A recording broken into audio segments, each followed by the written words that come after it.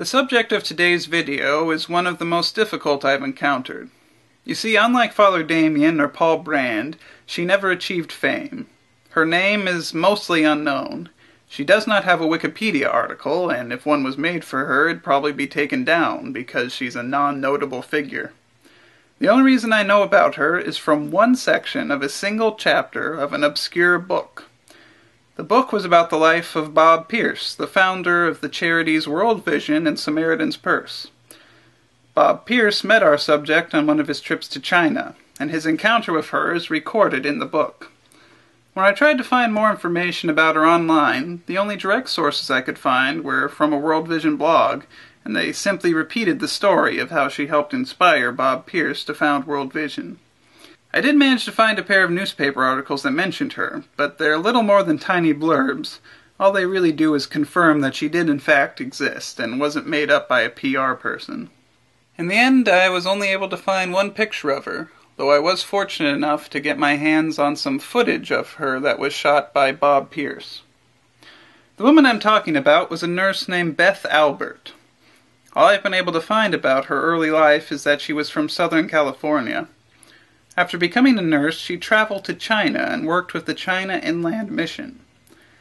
However, this was during a period of great political change. Just a week after she arrived, the U.S. consul and the last of the other U.S. officials left the city where she was working. Soon after, she found herself in a desperate situation. The mission organization that had sent her to China, and was supposed to financially back her, stopped sending money. She had been abandoned in a foreign country with no help or support of any kind. Still, she refused to leave. At the time, the governor of Kunming province, where she was working, had declared that no lepers were to be allowed within city limits, and that any who were spotted would be shot on sight. The lepers were given a desolate plot of land 8 miles outside the city, along the highway where they could beg for their living. They had no shelter, no support, and no medical care. That is, until Beth Albert arrived. She would regularly walk the 8 miles from the city to visit the lepers. She would bind their wounds and give them what little medication she could scrounge up money for. She taught them to collect tin cans and then to fill them with mud to make bricks. Then she showed them how to build simple shelters out of the bricks so that they would not be exposed to the sun and cold. She also planted flowers and helped them start a garden to grow their own food. She stayed in China for years until the communist government ordered that every missionary had to leave China. She had been expecting this order for some time and managed to squirrel away vials of sulfatone medication. When she was forced to leave, she had 1 year's supply stored up. She left her stash with the lepers and prayed that they would survive. She never discovered their fate. After being forced out of China, she didn't remain long in the States. Soon she left to work with lepers in India, and spent almost all the rest of her life there. In the end, she developed leukemia, which forced her to return to America. When lepers asked her why she would bother to help them, the diseased outcast of society, she would tell them, "Because I love Jesus, and He loves you. He loves you so much He sent me to help you.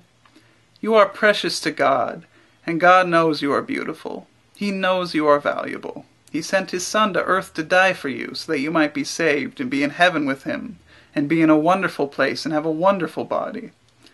He sent me to show you that He loves you, and I love you."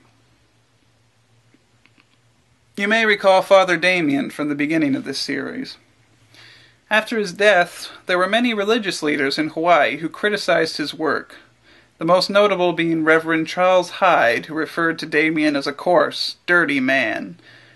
As fate would have it, famed author Robert Louis Stevenson was traveling through Hawaii at the time and took interest in the controversy. He interviewed people who knew Father Damien, including many who were critical of him, and eventually published an open letter in defense of Damien's work. In the end, he attributed the criticism to a sense of shame on the part of many in the religious community, especially Protestants, like Reverend Hyde. He wrote to Hyde, saying, "When we have failed and another has succeeded, when we have stood by and another has stepped in, when we sit and grow bulky in our charming mansions, and a plain, uncouth peasant steps into the battle, under the eyes of God, and succors the afflicted, consoles the dying, and is himself afflicted in his turn, and dies upon the field of honor, the battle cannot be retrieved, as your unhappy irritation has suggested. It is a lost battle, and lost forever. Whether you're religious or not, whether a Christian or a Hindu, a Catholic or a Protestant, an atheist or an agnostic, I think we can all agree that the lives of people like Beth Albert, Paul Brand, and Father Damien should be an inspiration to us all. How many of us would be willing to abandon our homes to help people in need?